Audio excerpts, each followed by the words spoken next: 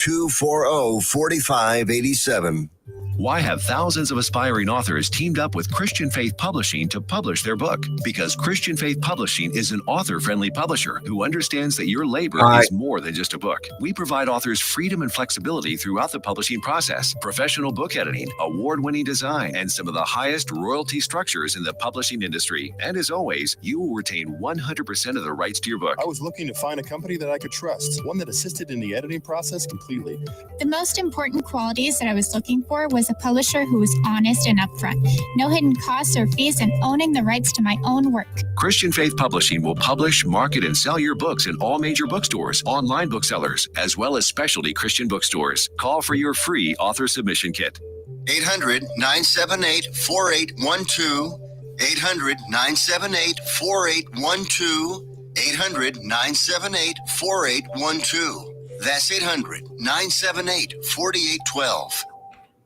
Here's important new information from the Diabetes Solution Center for you, a family member, or a loved one suffering with diabetes. If you have lost your provider, or if you need a provider for diabetic supplies, you may qualify to receive your diabetic testing supplies now with little or no out-of-pocket cost, regardless of your age. All you need is Medicare or private insurance to be potentially eligible. Call the Diabetes Solution Center right now for details. Just takes a couple of minutes. Our friendly, knowledgeable agents will give you free, no-obligation information, handle all the insurance paperwork, and make sure your supplies are delivered directly to your door for free. Call U.S. Medical Supply 24 hours a day. 800-597-9323. 800-597-9323. 800-597-9323. Call right now. 800-597-9323.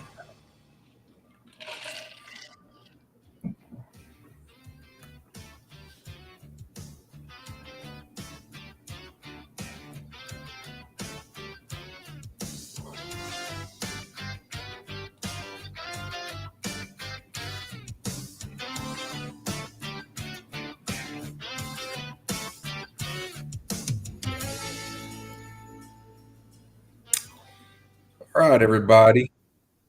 Welcome back to the show today. Bill will not be with us today. He's got some personal stuff going on.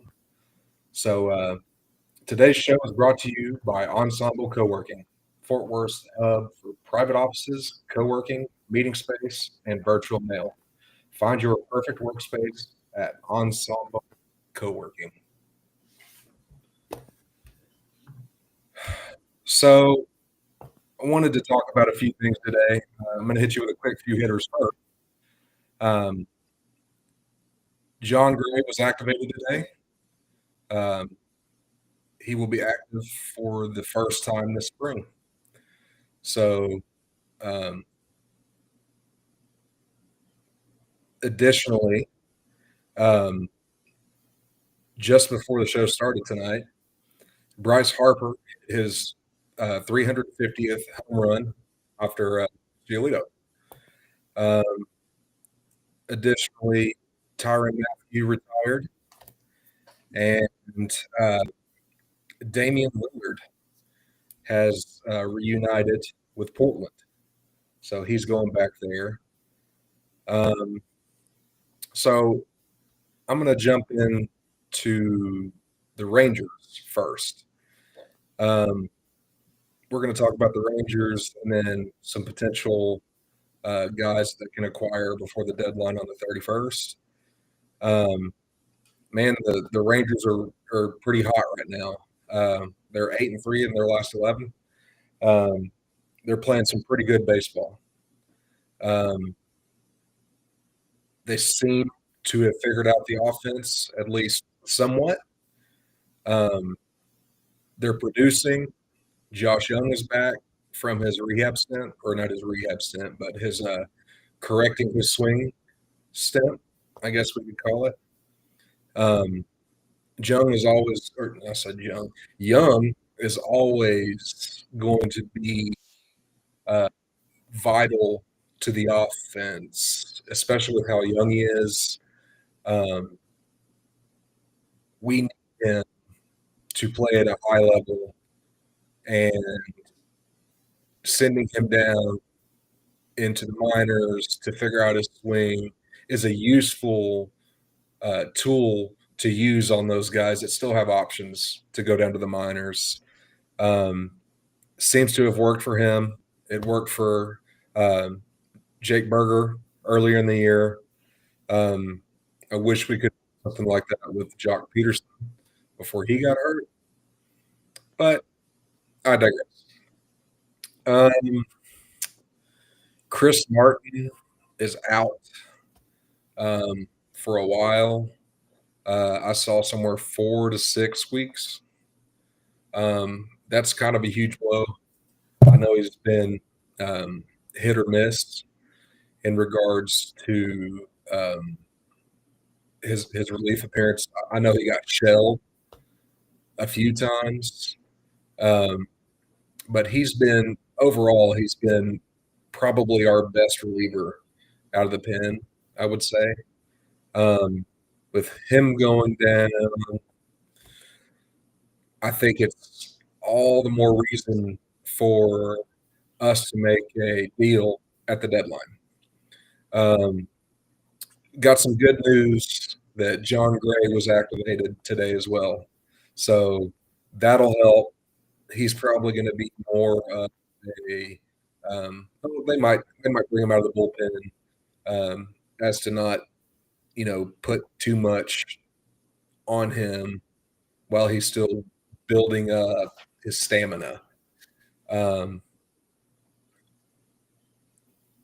would bet dollars to donuts that he is going to come out of the bullpen first. I could be wrong.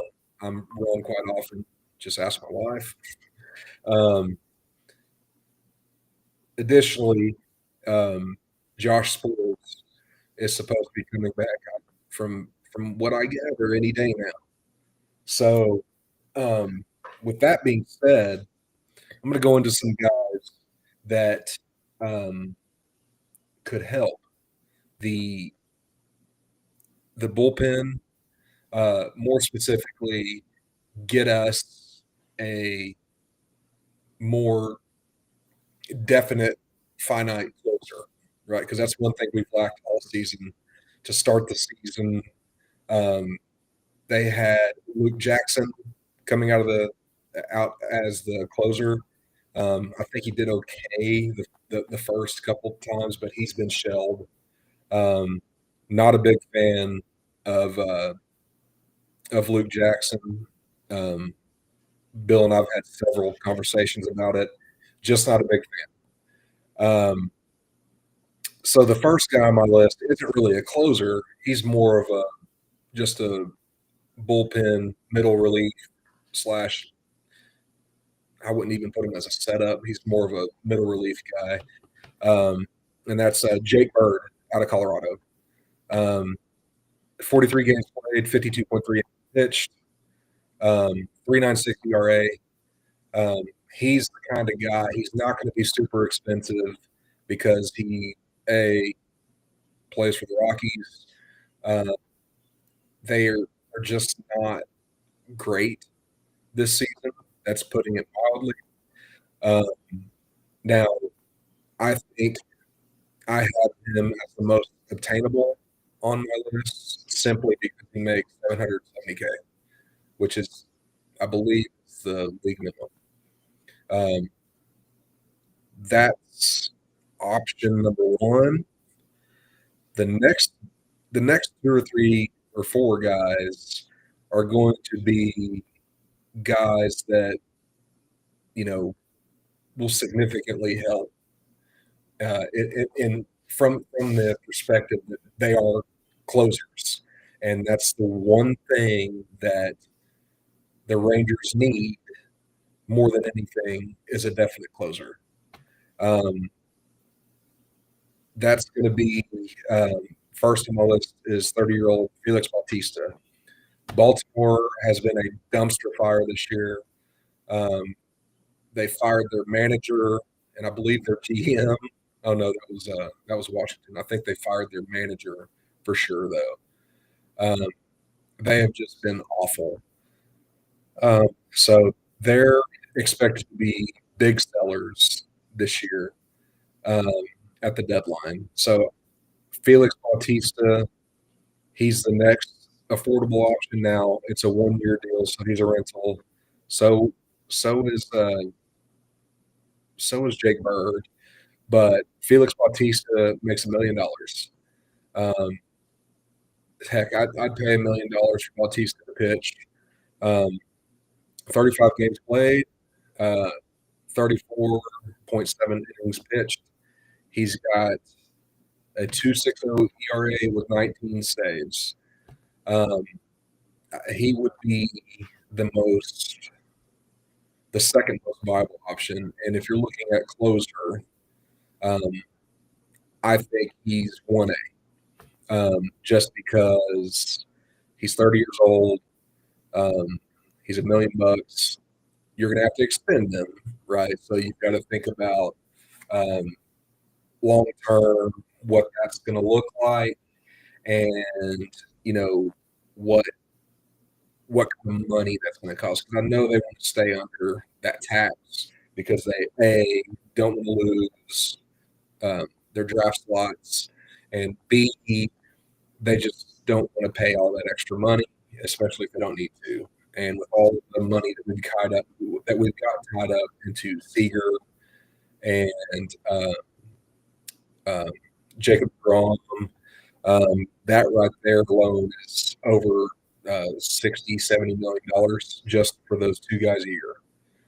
So you figure in a Marcus Simeon, I'm pretty sure Dolly makes 7 or 8, upwards to $10 million a year. Now that's a 1-year deal, but you get my point. Okay, so we've got Jake Bird, Felix Bautista, and now we've got David Bednar is next on the list. Pittsburgh, they're going to be sellers.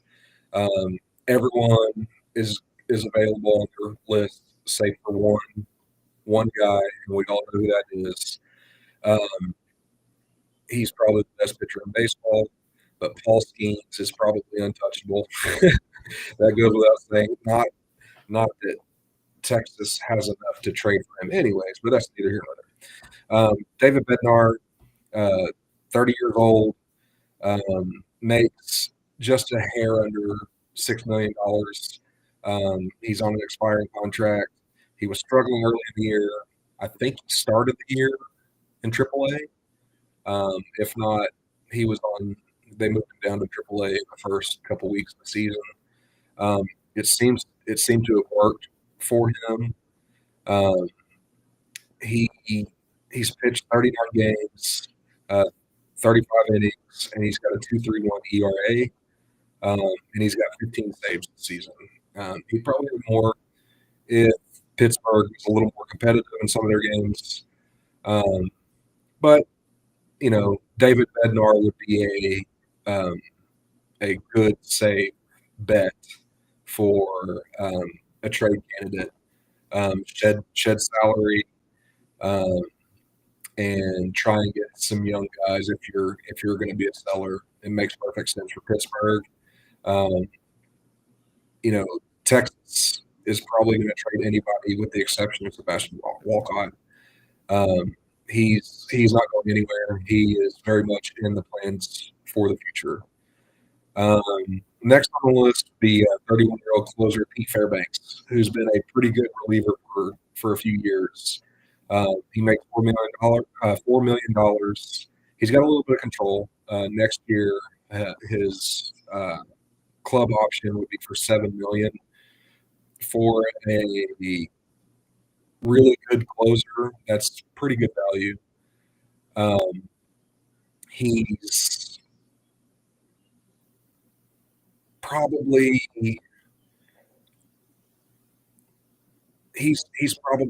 third on the list for guys to get just because what Tampa's going to want for him and how much money he's going to cost in the long run, as opposed to Bednar, as we mentioned.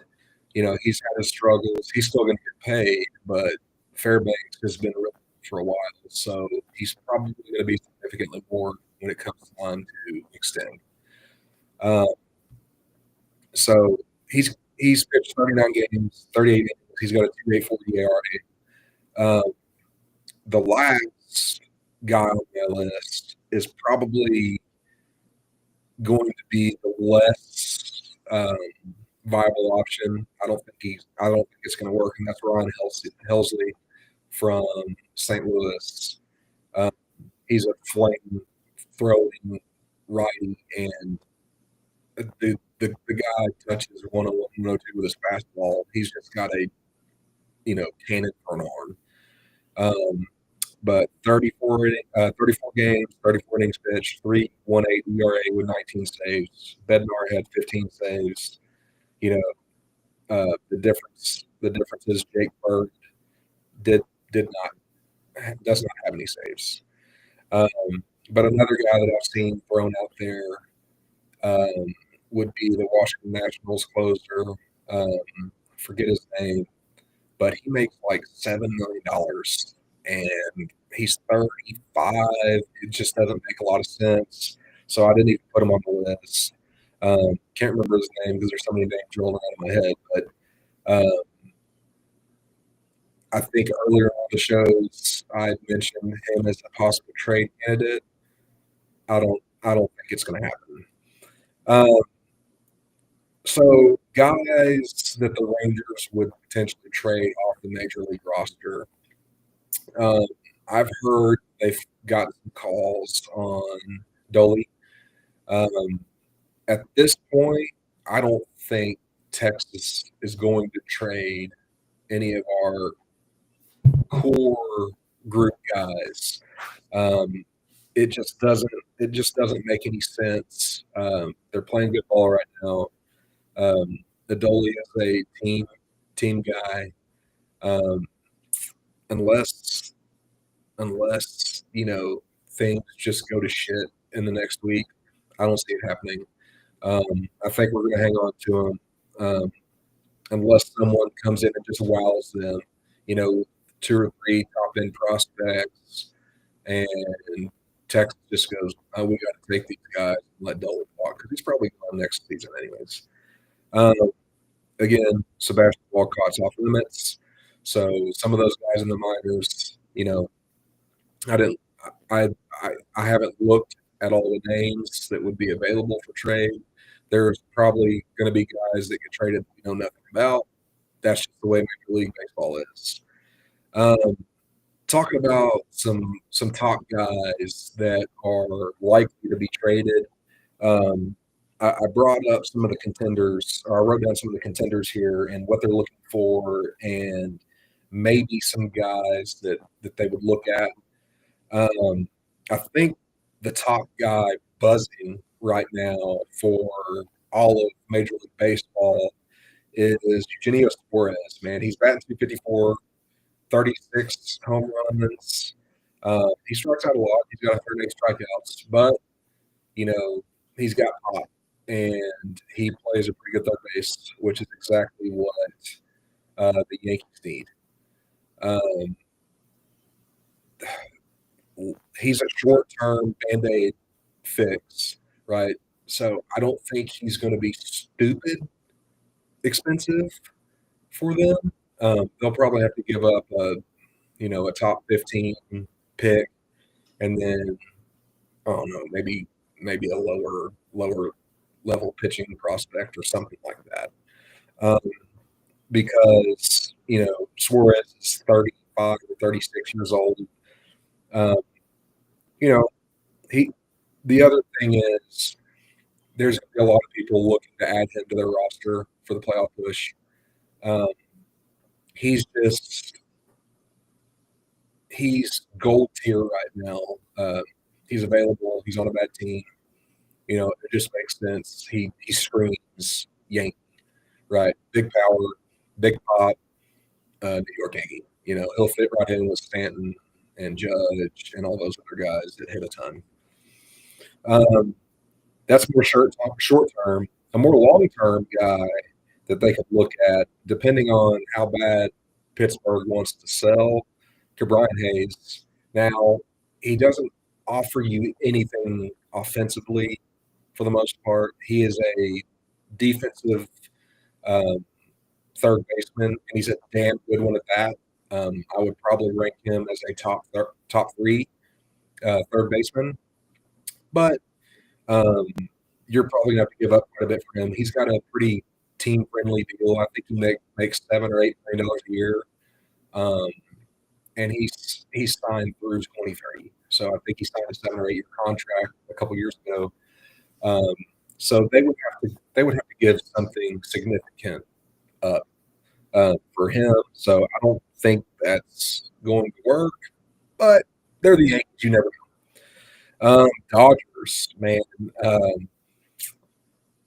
Relief pitching is what they really need. And because they're LA, it's going to be a big move. They don't do minor moves. Everyone knows that. Some of the guys that I'm looking at, we've talked about a few of them, which I hope it's not Baltimore's Felix Bautista. Depending on what they're wanting to give, he's probably the cheapest option of what I'm going to mention. Then you've got Emmanuel Clase, who was a Ranger. We traded him to Cleveland, and he's turned into one of the best closers in baseball, which is par for the course for our beloved Texas Rangers. I believe we traded him for, was it Corey Knebel trade? Anyways, he was the centerpiece, and look what he's turned into, which, it's the same thing in Kansas City when we traded for Aroldis Chapman. But we don't do that. We probably don't have Aroldis Chapman, and we may not win the World Series in 2023. So things happen for a reason. So Cleveland's Emmanuel Clase, Minnesota's Johan Duran. He throws hard. Minnesota isn't as good as people thought they were going to be. He's a good closer. I think he's having a bit of a down year this year, but I'm not quite sure what his salary is. But one thing's for sure, the Dodgers are afraid to be in that next bracket, and they're not afraid to pay the quote-unquote luxury tax or move down. They've got probably the best scouting system.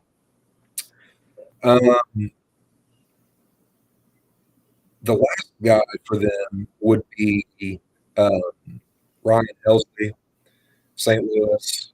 We've already talked a bit about him. He's a guy that everybody wants in their bullpen. I would take him a heartbeat as a Rangers fan. But I digress. Philadelphia, they're in the same boat as LA. They need pitching, and more so relief pitching.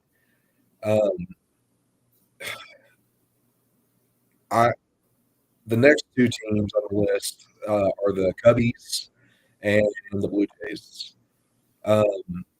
Both the Cubs and the Blue Jays, the Blue Jays are having a very good season.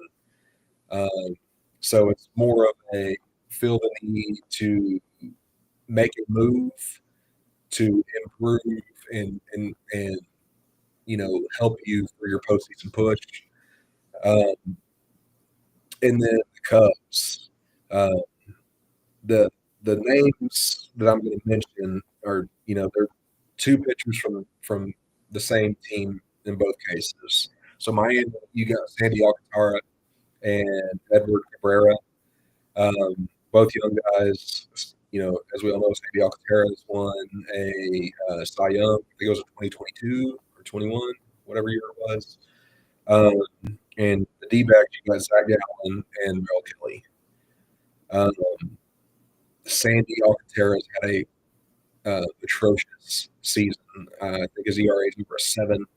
He had a pretty good June, but depends on what the Cubs are willing to give up and how much control they're wanting to have. Man, let's talk about the Dallas Cowboys real quick before the break. Jerry Jones, man, what the hell? So he is officially pissed off most of the Cowboys fan base with the contract extension talks with Micah. We always wait until the market is reset, whatever position it is. It's like his favorite thing to do. I want to pay as much money as possible for the guys that we could get. If you just sign the damn guy early, we'd be done. But here we are. We've got distractions in training camp. Mike has showed up. He's working out, and they're in this pissing match, Jerry and Micah.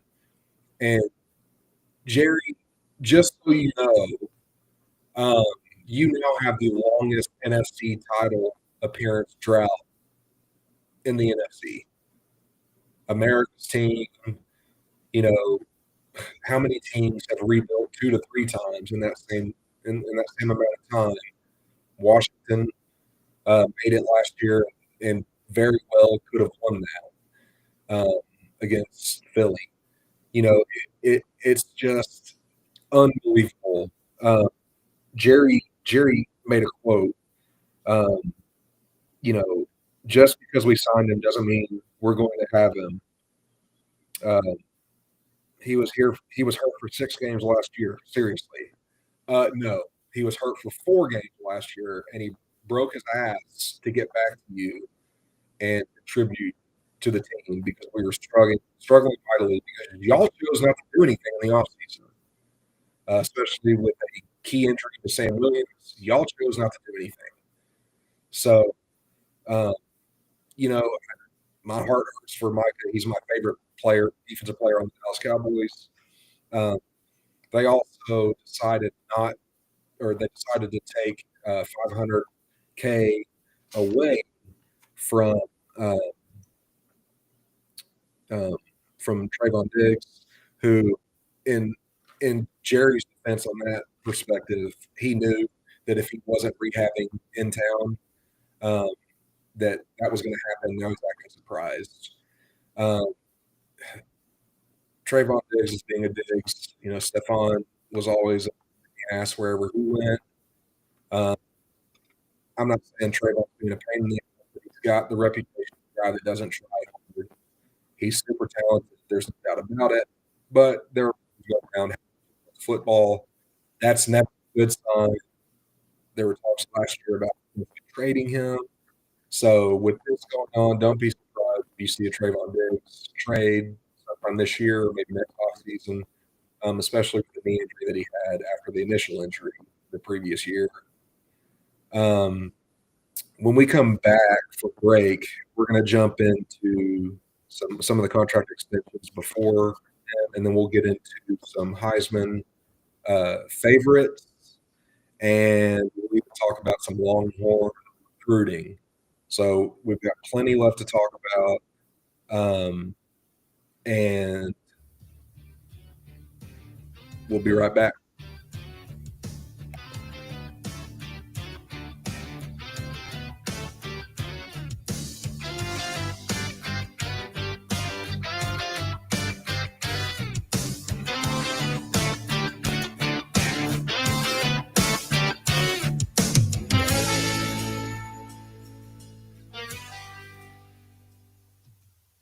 Let's be honest, wheelchairs are heavy, bulky, and ugly. If you carry a wheelchair in your car to take care of a loved one, you know how hard it is getting that clunky, old-style wheelchair in and out of your car. Introducing the Feather Chair Wheelchair. At 13 pounds, it's the world's lightest wheelchair. It folds in seconds and fits neatly in your trunk, backseat, or closet, so you can take it everywhere. And it's only available right here. Order yours today and get a free wheelchair case, a $50 value, yours free. The Feather Chair. The world's lightest wheelchair is just $4.99 with easy payments as low as $16 a month. Sorry, no Medicare or insurance accepted. So call right now to order yours. 800-823-5826. 800-823-5826. 800-823-5826. That's 800-823-5826.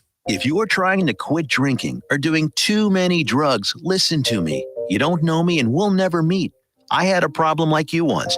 I drank and used to party a little too much till it got out of control and almost ruined my life. I realized I needed help to fix my problem before it totally destroyed me. If you've tried to fix your drinking and drug problem and you know you can't do it alone, you need to call the National Treatment Advisors. They'll immerse you into a 30-day program to replace your old habits with new habits and totally change your life. And if you have PPO private health insurance, the entire program may be covered. Fix your problem right now before it gets any worse. Get clean. Call now and learn more. 877-247-1581. 877-247-1581. 877-247-1581.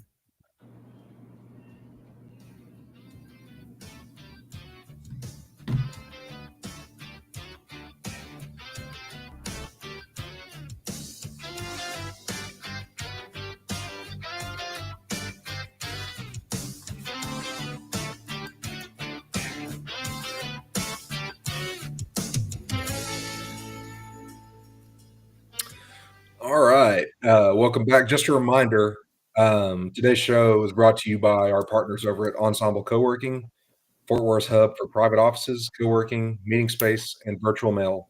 Find your perfect workspace at ensemblecoworking.com.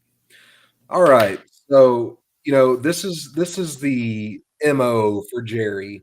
In 2024, contract talks with CD.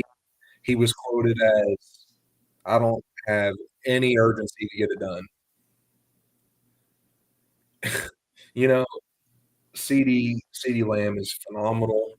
I hate to say that because I'm a Texas fan, but while Stinking Lincoln was there, he was churning them out, man. And CD was phenomenal. And there was no doubt that we were going to re-sign him. So why wait?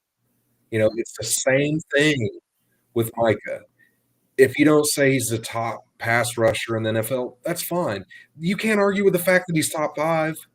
So what the hell are you doing? Right? So just for reference, in 2025, Max Crosby, Myles Garrett, and TJ Watt setting the bar, all got extensions. Now, we're not going to talk about the fact that we drafted TJ Watt, or who we drafted instead of TJ Watt, Taco Charlton. What an absolute joke, train wreck that turned out to be. But Jerry, trying to be the smartest guy in the room, just screwed himself out of millions of dollars because he thinks he's smarter than he really is. I saw the press conference when he was talking. Even Steven was like, "Oh my God, Dad, shut up." He also commented on resetting the quarterback market with that, which is again his fault. He could have saved us millions if that was the plan all along. Just do it early, get it over with, and you don't have distractions. By causing distraction last offseason, CD was a holdout. He missed all of training camp, and then they were out of sync to start the season. Who would have thought? Right? You miss a whole training camp, and then you're out of sync to start the season. Go figure, right? He's pissing me off with the contract stuff. He always has, and he always will, because he won those Super Bowls when I was 7 or 8. I'm 36 now, and we haven't even gotten close to sniffing another one. So, figure it out, Jerry. I don't know what the hell else to say. Get your shit together. The positives is the offense is using a lot of pre-snap motion. Thank you, God. Mike McCarthy's archaic offense, there was hardly any movement.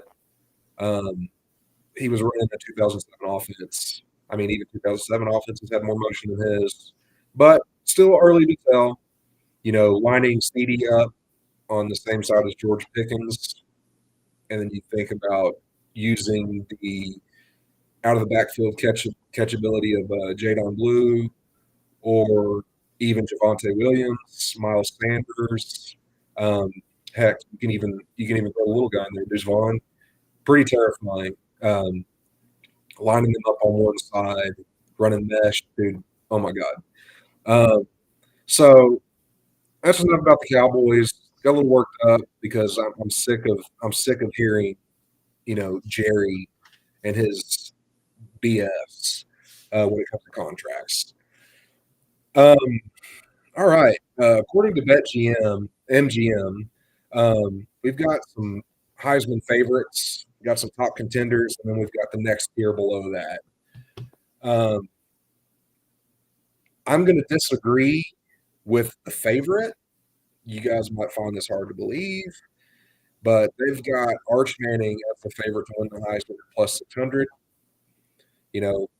If he did, he would be the first the first Manning to win the Heisman. I know Peyton was close back in 96, 97, whatever year that was. But one thing I can tell you about Arch Manning, he's won the locker room. The dudes love him. He's a hell of a leader. The next guy on the list, that's Arch Manning plus 600 to win the Heisman. The next guy on the list is Garrett Nussmeier at LSU. He's the guy that I would pick to win the Heisman. And I know, don't kill me. You never know with a Brian Kelly team what to expect. But, Garrett Nussmeier is a Texas kid. I think he plays football at Marcus High School over in Flower Mound. His father is, I believe, the offensive coordinator for the New Orleans Saints. So it makes a lot of sense. The Saints are probably going to be picking in the top 5, at least top 10. You probably see him as one of the first quarterbacks off the board to New Orleans. So that's Garrett Nussmeier at plus 850. Last year he threw for 4,052 yards, 29 touchdowns, and 12 interceptions. His QB rating was a 142. Next on the list is Cade Klubnik. He's plus 900. Now, he's going to have a top defense. That defensive line is terrifying, led by Mr. Peter Woods. The guy's a freak. I would probably pick him. I'd probably say as the top interior guy in the draft this season. I know they were happy to get him back this season. They were good last year, but this year they're going to be better. He threw for 3,639 yards, 36 touchdowns, and only 6 interceptions. So, and he also had a 148 QB rating. The only non-quarterback in the favorites, according to BetMGM, is Jeremiah Smith. Jeremiah Smith, he's plus 1,000. If I have to think of a word to describe Jeremiah Smith, freak. As a freshman last year, 76 receptions, over 1,300 yards. He averaged over 17 yards per reception and 15 touchdowns. That includes a running touchdown. The guy is just a phenomenal athlete. He is the epitome of Ohio State football. He's the type of guy that Heartline gets. Nothing's going to change from that standpoint. The only thing that you have to worry about is last season he had an experienced quarterback up there in Columbus. This season he's going to have a freshman. You didn't have to worry about Will Howard last season. He was experienced. He was battle tested because you got to be a gritty football player to play at Kansas State. A very physical program, and he went to Ohio State. It was a seamless transition. So definitely a lot more firepower to work with in Columbus, obviously, with Chip Kelly at the helm. But now that Chip Kelly's gone, you got a first-time coordinator in Heartline. There's some questions, but they run a solid program. I would expect them to be okay. So on to the contenders. Top contenders, we got Drew Aller, Penn State. My note, I've got no faith in Penn State quarterbacks. Last year in the college football playoff, it was, he looked great until he played somebody that mattered, and then he had a pretty abysmal performance. The next guy, and that's Drew Eller at plus 1,400. DJ Lagway, University of Florida. Man, the only thing I can say is he's another guy that's a great athlete. I believe he's from Willis, Texas. He was hurt for a majority of last season. He was hurt for the Texas game, I know that. And Texas ended up smacking Florida at home. But DJ Lagway was out. He's super athletic. He's got to take care of the ball. He's young. He had some experience last year. He's one of those guys. We'll see. I think he has a chance. Dante Moore at Oregon, plus 1,800. I like saying more than his chances, and Julian Saying's a true freshman. I don't see the hype in Dante Moore. That's just my opinion. This could come back to haunt me. They know how to play up there. Lanning's going to be ready. He's not going to start a kid that's not ready. So, that's my opinion on Dante. Julian Saying is next, plus 800, 1,800. He's a freshman, but like I said, you can never count out a quarterback with Jeremiah Smith. They're going to have weapons. They always do. And the last guy, man, he's another guy that is just a freak athlete, and that's Lenore Sellers. He's a pure runner. You got to throw more, and you've got to not run as much. You gotta trust your arm.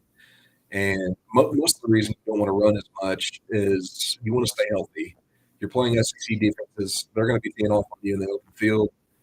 I know you guys are big, especially guys like Lenore Sellers. But at the end of the season, all those blows are they're going to add up. And that's my biggest concern for Lenore Sellers. I have no doubt his ability. And then you got the next tier. All right, so we went favorites, top contenders, and then you've got the next tier.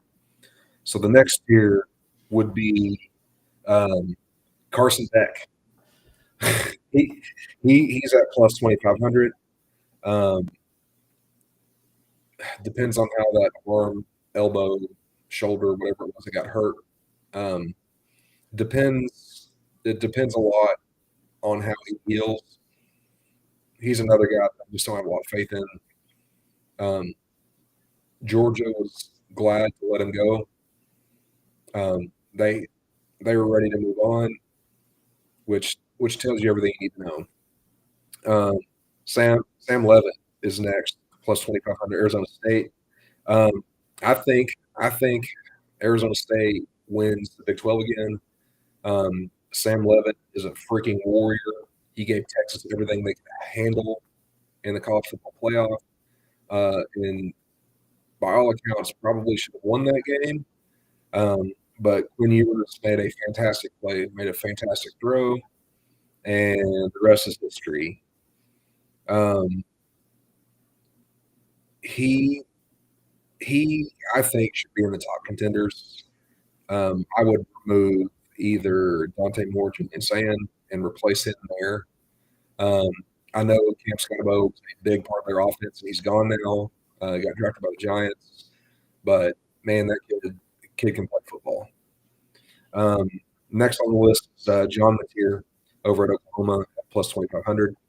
Dude, I know he's at Oklahoma, but I know the kid's a baller.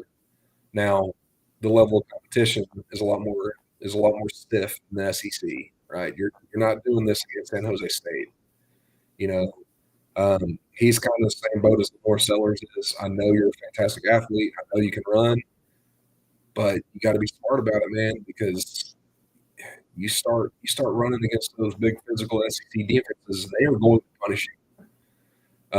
They are going to knock the shit out of you, and that's the one thing I have a concern with him. I mean, he threw for 3,100 yards, 29 touchdowns, 7 interceptions. But, you know, you got to check the level of competition, you know. Next on that list is Gunnar Stockton. He doesn't impress me physically. I know he beat Texas in the SEC championship. They got beat by Notre Dame in the semis. You know, he is just. I have a feeling, and this I'm just going to call my shot. I have a feeling he's not a starter by the time they play Texas this year. That's just my opinion. And last on that list is Ron Williams, another guy that is a fantastic athlete. I will probably move him up into the top contenders as well, because we all know how hard it is to win a Heisman as a wide receiver. That's normally, I mean, it's not relegated to, you know, just a quarterback, but, you know, quarterbacks and running backs typically win that. The last guy was an Alabama guy as well. But, you know, I digress. The reason being, you know, DeBoer struggled a bit last season. It's always tough your first season. You're trying to implement a new system. And he didn't have a long-time coordinator, Ron Grubb, which he's got now. So look out for Alabama and Ryan Williams.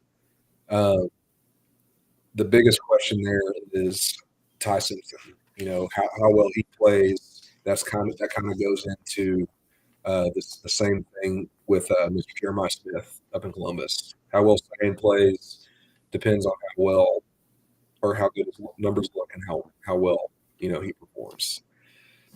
So that's the Heisman. We're going to close this out with some Longhorn recruiting, man. So as a whole, as most fans don't understand that recruiting doesn't just take place between January and May or June or July, right? Especially with today, NIL, it's a little different landscape, but you've got to recruit kids, whistle to whistle. There's money involved. You know, when a guy commits somewhere else as opposed to where they were favored to be, they just threw him a bag. He's going there for money, you know, and that's always the case when Texas lands a guy. Oh, they're just paying everybody, you know. Miss me that BS. Everyone's paying everyone. Texas isn't just going to throw millions of dollars at a guy just because they want you. They've established the fact that they are a power, they're a force to be reckoned with, not just financially, but they're actually developing guys and putting them in the league.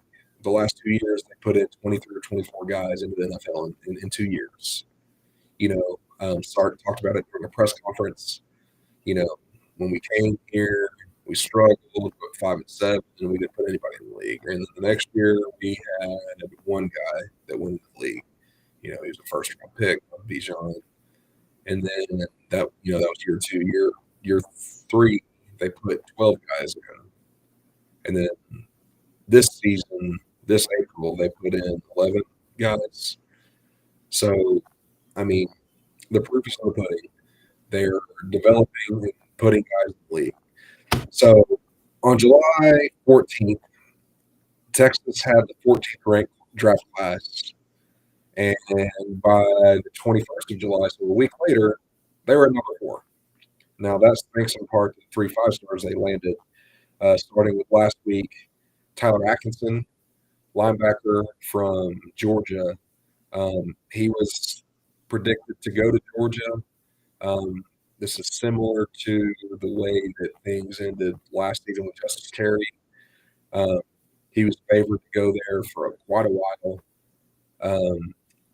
His stats, listen to these stats. In 2024, he had 166 tackles, 46 quarterback hurries, 32 tackles for loss, and 13 sacks. That's a linebacker, not just a pass rushing linebacker, but a linebacker. You know, the dude thumps and he goes sideline to sideline. He's a 3-year starter. In 3 years, he's amassed 475 tackles, 93 quarterback hurries, and 31 and a half sacks. So he's averaging, 10 sacks a season since his sophomore year. He's also got a couple pass breakups and a couple forced fumble recoveries as well. And then you throw in there the same day, they land a commitment from James J.J. Johnson. He's from Florida. He played at a smaller school where in 9 games he has 16 tackles for loss, 5 sacks, and 5 quarterback hurries. This is a large man. So I would imagine that they're doing a lot of rollouts running away from him, but you turn the tape on and he is moving bodies, which is exactly what Coach King Baker is looking for and Coach PK. He is the type of guy that you want in your program. I think he was favored. I can't remember if he was committed to Georgia or if he was another guy that was, a Georgia lean. But he and Tyler Atkinson seem to have committed to Texas in unison, is what it sounds like. They were a package deal. So both of those guys, this is the second cycle in a row where Texas has essentially gone into Georgia's front yard and taken 2 key prospects and walked away. Last year was Justice Terry, who was another defensive tackle. And then the last guy on Sunday was Derek Cooper. He's a 2-way star in high school. He carried the ball 124 times for 904 yards and 13 touchdowns. For you math majors, that's over 9 yards per carry. He caught 9 passes for 156 yards and a touchdown, so he averages over 10 yards when he catches the ball as well. Defensively, 46 tackles, 10 tackles for loss, 4 pass breakups, 4 sacks, 3 fumble recoveries, 2 forced fumbles. He also blocked 2 punts. The dude can play football. He's coming to Texas to be a running back. There's no doubt about it. That's what he's going to do. And then they're also in the thick of it for a 2026 prospect. And that's Jake Cruel. He released a top 3 of Ole Miss, Oklahoma, and Texas. Now he's an edge rusher. He plays at IMG. He's from Florida, but he's playing at IMG. Texas wants the kid. I've heard that it's down to Oklahoma and Texas at this point. If I was a betting man, if he's wanting immediate playing time, he's probably going to go to Oklahoma.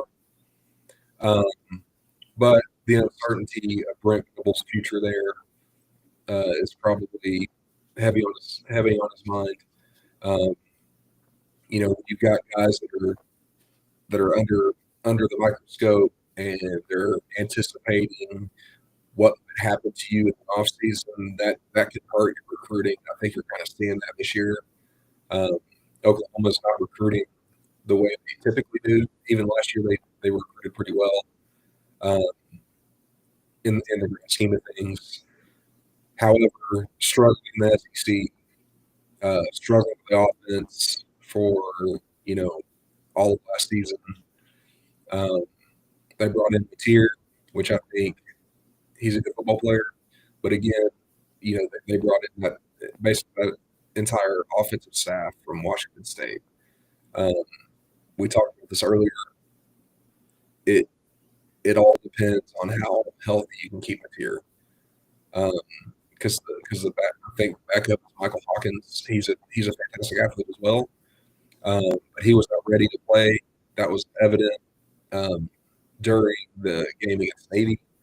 They lost to Navy.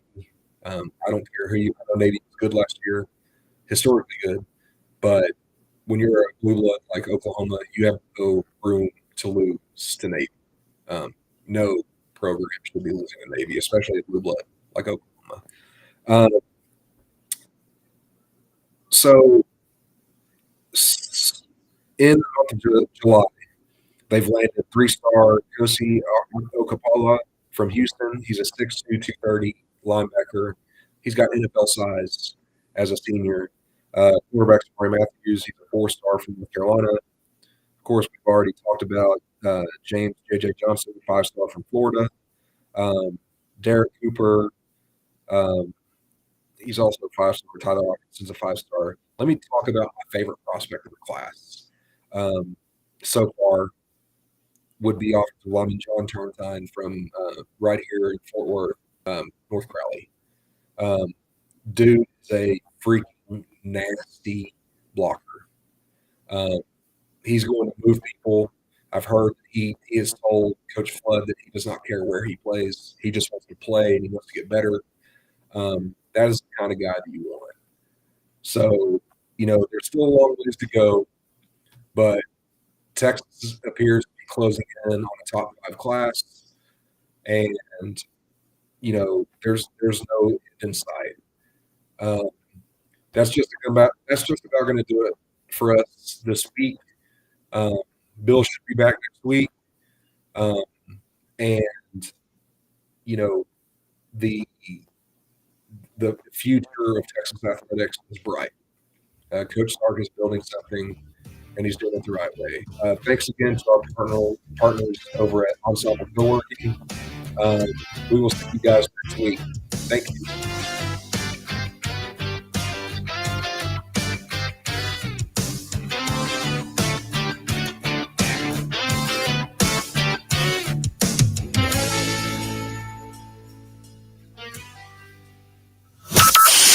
From Burleson to Venus and Grandview to Godley, this is the voice of Johnson County. Joco Community Radio. Attention all business owners and creative minds. Do you need a unique and personalized touch for your products? Look no further than Romika Laser Engraving.